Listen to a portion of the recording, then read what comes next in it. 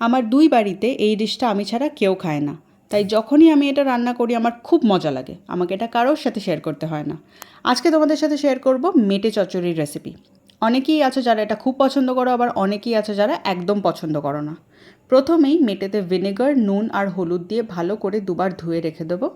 তারপর মেটেতে নুন, হলুদ আর লঙ্কার গুঁড়ো দিয়ে ম্যারিনেট করে রেখে দেবো। গরম মশলা ফোড়ন দিয়ে তাতে পেঁয়াজ আর আদা বাটাটা দিয়ে তার মধ্যে নুন, চিনি, জিরে গুঁড়ো, ধনে গুঁড়ো, লঙ্কার গুঁড়ো আর হলুদ গুঁড়ো দিয়ে কিছুক্ষণ কষিয়ে নেব। তারপর তার মধ্যে দিয়ে দেবো টমেটো পেস্ট আর কিছুক্ষণ রান্না করে নেব, আর দেখবো যে তেলটা ছেড়ে দিয়েছে। তার মধ্যে দিয়ে দেবো ম্যারিনেট করে রাখা মেটেগুলো আর কিছুক্ষণ ভালো করে কষিয়ে নেব। তারপর ওপর থেকে ছড়িয়ে দেবো গরম মশলা গুঁড়ো আর দারচিনি পাউডার।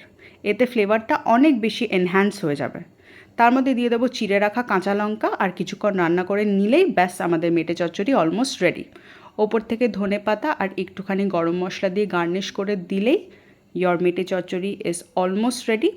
এটা তোমরা আরও কিছুক্ষণ কষিয়ে নিতে পারো বা না কষালেও চলবে, অ্যাকর্ডিং টু ইয়োর প্রেফারেন্স। ভাতের সাথে বা রুটির সাথে সার্ভ করো। Either way it's pure deliciousness. অবশ্যই রেসিপিটা ট্রাই করো and thank me later. Enjoy.